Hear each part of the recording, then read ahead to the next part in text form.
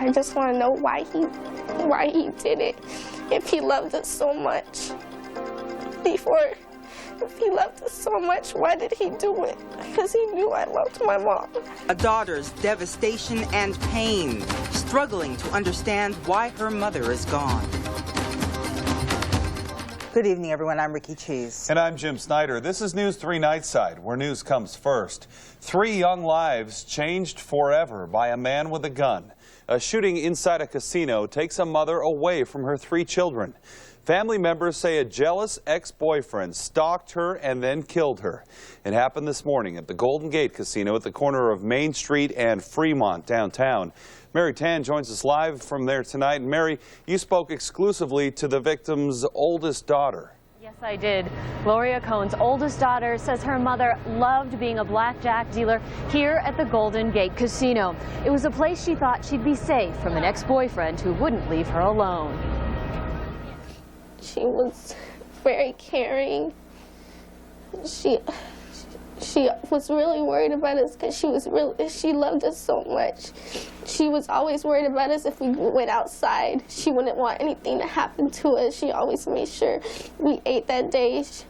She didn't care if she didn't eat as long as we ate. She just loved us a lot. I don't know how to explain it. 14-year-old Ann Cohns cries as she remembers her mom, 37-year-old Gloria Cohns. Police says this man, Larry Taylor, walked into the Golden Gate Hotel and Casino, pulled out a gun, and killed his ex-girlfriend. Police caught Taylor immediately. Ann says her mother broke up with Taylor 2 years ago, and since then, the suspect wouldn't leave her mom alone. He just got really possessive over her. If she said hi to a guy, he would get mad. He wouldn't let her go outside the house or drive on base without him in the car. The Las Vegas 8th grader isn't sure how she and her younger brother and sister will get through this tragedy, but she thinks pictures and memories will help. How she made me laugh, and how she always smiled, even after she was mad.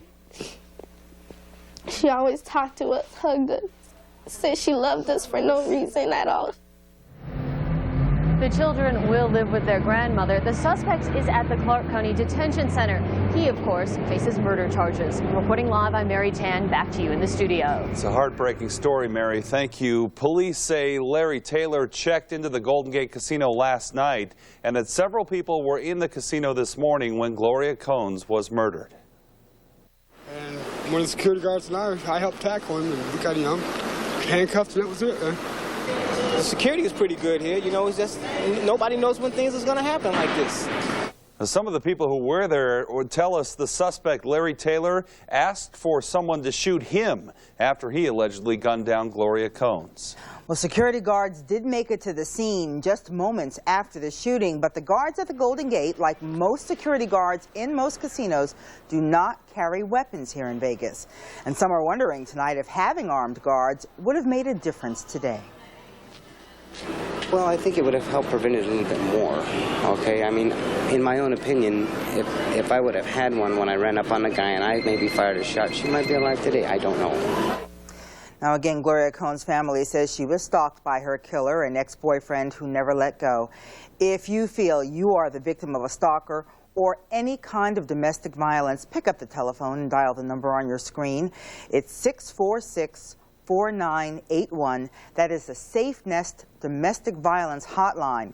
And if they can't help, they will direct you to someone who can. A deadly accident on the streets of Henderson tonight. It happened just before 6:30 at the intersection of Boulder Highway and Gibson.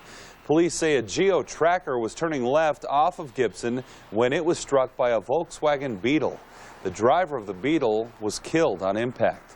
The driver of the Tracker was taken to UMC where she was treated and released. Police say excessive speed probably played a factor in this crash. A rapist is on the loose tonight, and police need your help to catch him. They've released a sketch of the suspect. Take a close look. He's described as a white male in his late 20s with dark hair and blonde highlights. Police say he broke into a home on Full Moon Drive in the northeast part of the valley this morning and sexually assaulted a 20-year-old woman.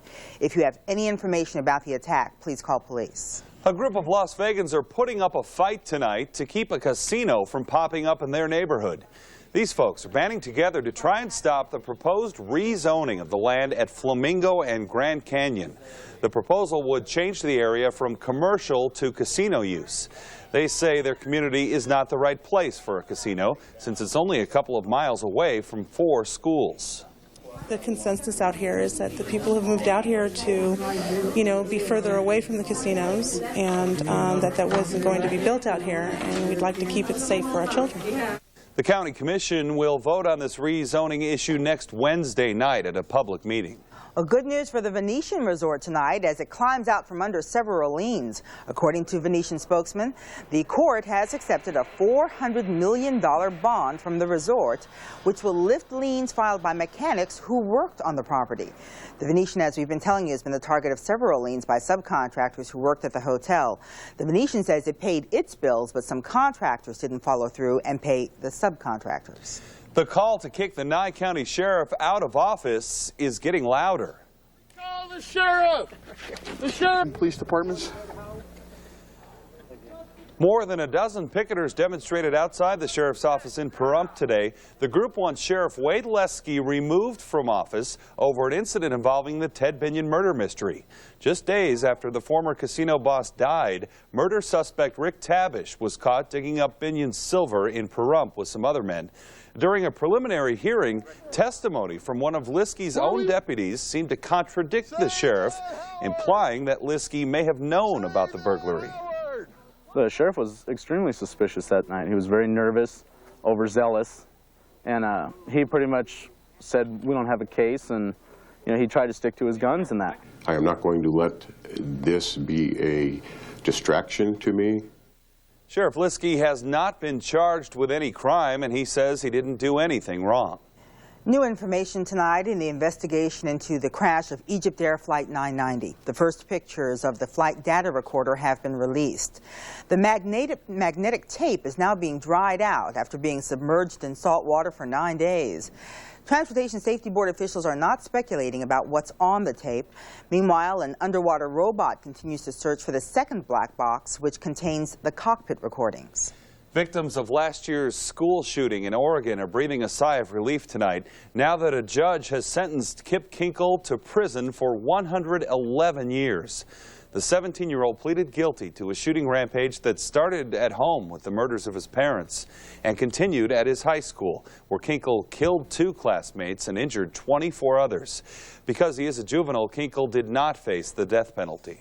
Concern for some parents tonight across the country after a child stabs another child over Pokemon cards.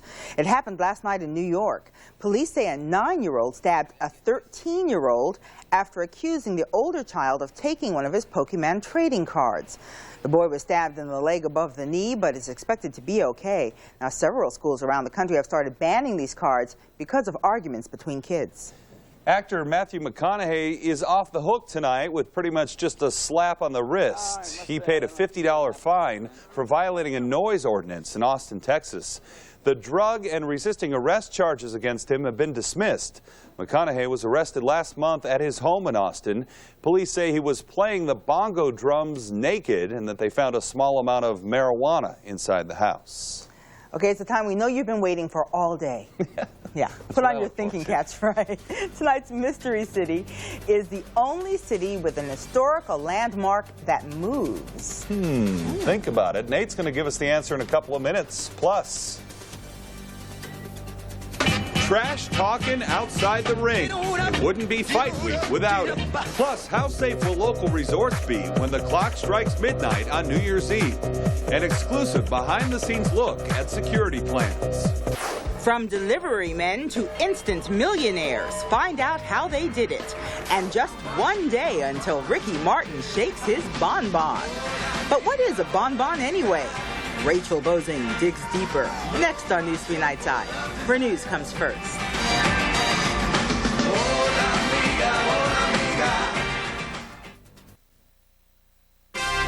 You're watching Channel 3, where news comes first.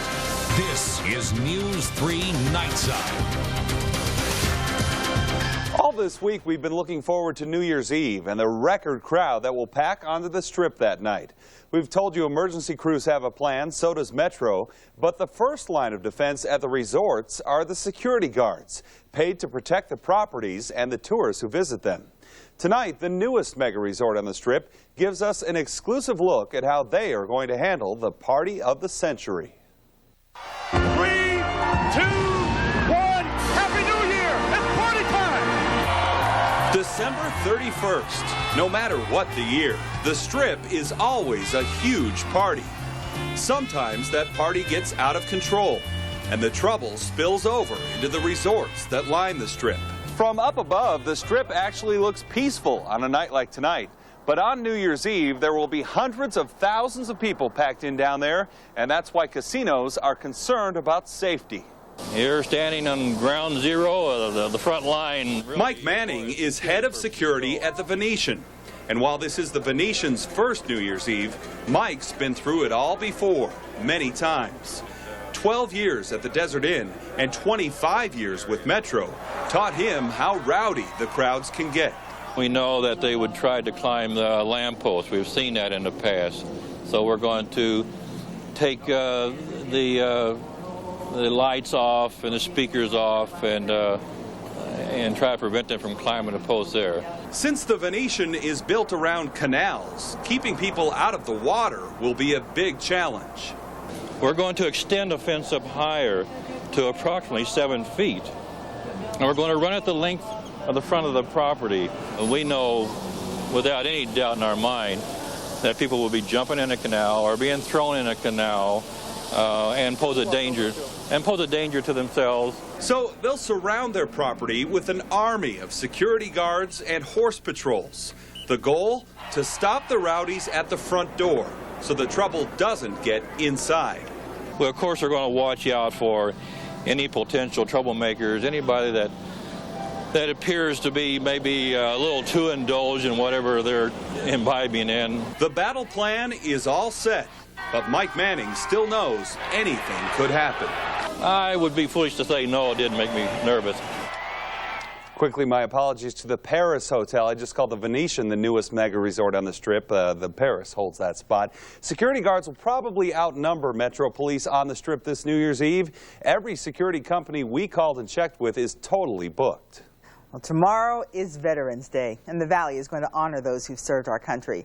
A tribute is set for tomorrow with the annual Veterans Day Parade. It's going to go from 10 a.m. until 11:30 on 4th Street between Coolidge and Bridger, and Nate Tannenbaum is promising really great parade weather. Oh, no question about it. It's going to be really, really nice, and it's going to continue to be nice probably for the next few days after that. Excellent. Before we do that, though, it is time for our Mystery City. Yes, that's right. It is. Now, this was one of the odder clues that we've had. The only city with a historical landmark that actually moves. Can you imagine what that is?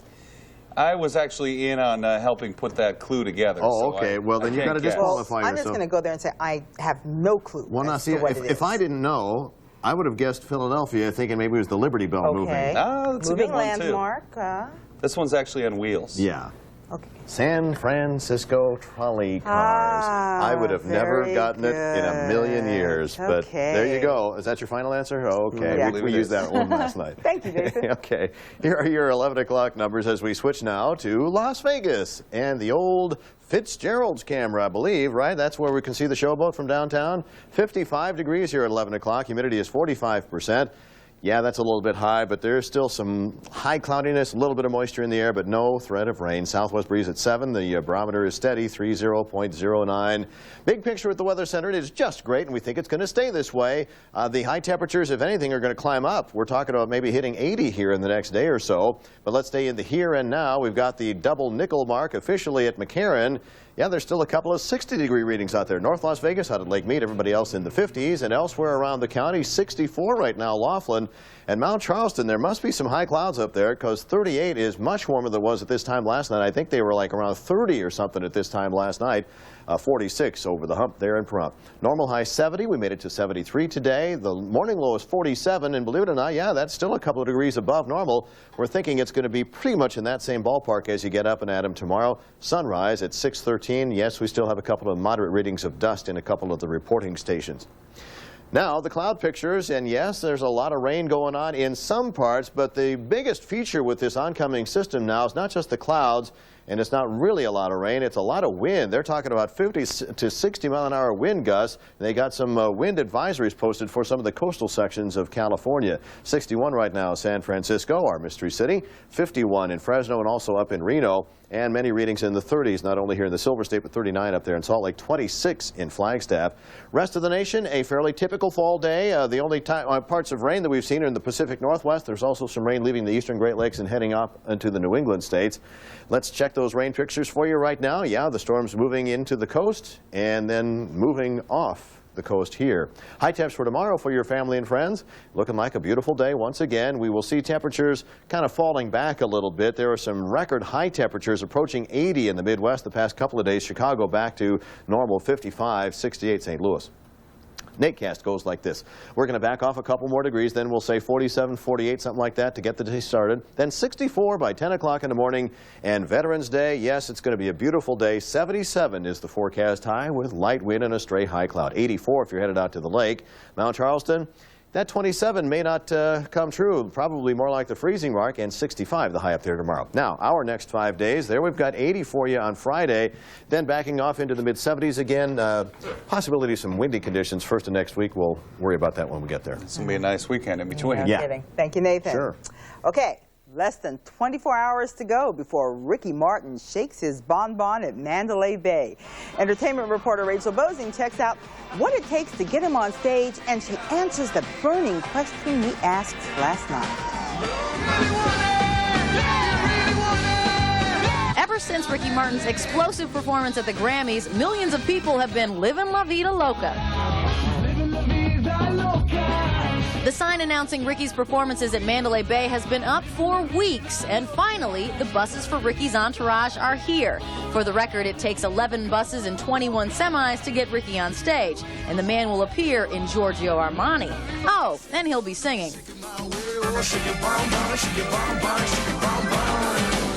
Do I have a bonbon? I don't know. Do we all have a bonbon? I don't know. We'll work on this. What is this bonbon? Shake your bonbon, shake your bonbon. Your butt. Am I allowed to say that? Yeah. Okay, your butt. Yeah, shake your butt. Shake your booty. Your booty, whatever you want it to be. This young fan seems to have no doubt. Shake your buttocks. Whatever the actual Ricky Martin definition, there's no doubt that a whole lot of shaking of a little bit of everything will be going on once Ricky takes the stage. Rachel Bozing, News 3. Trust the youngster to be anatomically correct there. And here's the good news. A new block of tickets has just become available. That means Jim and Nate and Mitch are all going to be able to go to Ricky's shows. So you can still go for both shows. That's too bad. We got to work. We got to shake our bonbon right here tomorrow. That's too bad. Gonna miss it. But now I know. Thank you, Rachel. Yeah, thanks, Rachel. Just ahead here on Nightside tonight, from delivery men to millionaires. Find out how they did it next on News 3, where news comes first.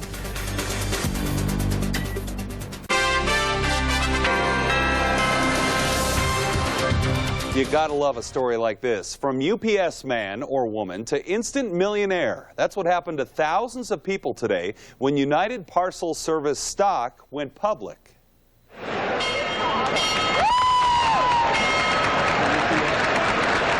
See the brown hats there as they ring the bell. When UPS workers woke up this morning, their stock options were worth about $19 a share. After today's IPO, that same stock is worth about $68 a share. That means about 10,000 UPS drivers, managers, and retirees are now instant millionaires. This is the biggest public stock offering in history, they say. It's a big one.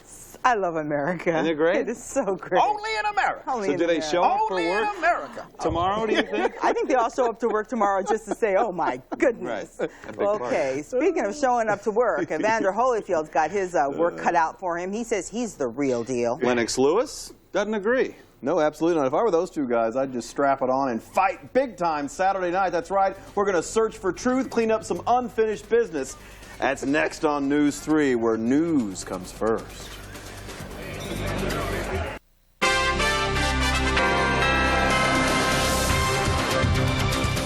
It's a fight! Between the Rockets and Lakers tonight, Charles Barkley of the Houston Rockets throw a poink, hit Shaq in the head with the ball. Look at that. Shaq took a left. He tried to get it right in there, but there's guys all over the place. And then look, Barkley's down there taking a few hacks at Shaq right there. Before it's all said and done, Barkley comes up, needs a cut man there, but he's going to be okay. That's not his teeth, just a mouthpiece. And there's Shaq. He didn't get in the punch, but two big guys fighting tonight. In case anyone cares, Lakers won the game 89-88. This Saturday night, a couple of real fighters going to get it on. Lennox Lewis going to battle Evander, the real deal Holyfield, in the unified heavyweight championship of the world. It may be a big fight, but the betting public has yet to be convinced that this one is the real deal. For whatever reason, action on the fight's way below expectations. Pay-per-view buys are also down. But today, Holyfield told me in a one-on-one interview that this fight's going to be worth the money. Remember, the real deal is always strong in comeback fights. Yet time after time you've proved in rematches that you come back stronger than ever. What is that? I've been able to look at the mistakes I made and being able to change and being able to thank God for allowing me to see the imperfectness about myself that I need to change to be best. Holyfield said in today's final press conference that Lennox should be satisfied with being second best. Needless to say, that comment didn't go over too well. Most people thought that Lewis won the first bout between the real deal and Lennox Lewis. Judges ruled it a draw. But for Holyfield to get up there and call himself the undisputed world champion, that was too much for Lennox Lewis to let go without a quality comeback. You know, did Evander Holyfield say he's the undisputed heavyweight champion in the world? Did he say that? Yes, he did. You crazy. No way. Lady Rebels played an exhibition tonight at the Thomas & Mack against the New Zealand national team. Regina Miller hoping to take the Lady Rebels to a tournament this year, and things going fairly well early on. It's Tiana Sanders knocking down a Rebel 3, and a few Frojos there to take in the action tonight. Kanisha Davis also must have liked that spot, figuring, well, if Tiana can do it, Kanisha can too, knocking down a 3, but New Zealand knocked off the Lady Rebs. 74-60 was the final. And then there were two. This Friday night, Las Vegas High and Cimarron Memorial will play for the Southern Zone title. Las Vegas was the only undefeated high school football team in the area this year, but they'll have to win one more to reach the state finals. The game will be played at Cimarron, so head coach Chris Sinkovich knows a quick start for the Wildcats is the key. We can't let Cimarron have momentum being at home with a big crowd, and so we're going to have to be ready right at 7 o'clock. It means a lot because, you know, especially it's my senior year, and, you know, I want to go out strong, you know, and I just want to play hard and just take this thing off. Greg Maddux of the Atlanta Braves has won his 10th straight Gold Glove Award. He's certainly the best fielding pitcher of the 90s and maybe the best ever, but you know he'd trade all those Gold Gloves in for a couple of more World Series rings. Finally, Reds manager Jack McKeon has been named the National League Manager of the Year, this time by the Baseball Writers of America. Atlanta's Bobby Cox finished second. Houston's Larry Durker was third. McKeon had already won the Associated Press Manager of the Year award, so he's racking up awards, and nobody deserves them more because that Reds team was really pretty awful the last few years, and they didn't do a lot to improve it. Must have been something. I guess the voters thought it was the coaching. He turned it around. Well, you've seen the fighters at both their workouts this week. Do you think it's going to be an intense fight? Oh, yeah, I certainly do. I mean, last time, of course, went all the way, and this time scheduled 12-rounder. Holyfield, anyone that knows anything about him is for certain that he won't give up. It's not going to be one of these deals like in the Tyson fight where, I hurt my knee. I mean, he's a warrior all the way, and he'll fight to the end. I just think Lewis is a little bit bigger and stronger, and of course, he's got youth on his side as well. Let's just hope it's a good fight. We're due for one of those. Boxing needs a good fight. There's been a couple of dogs in a row. They definitely need a good one. All right. We'll be right back.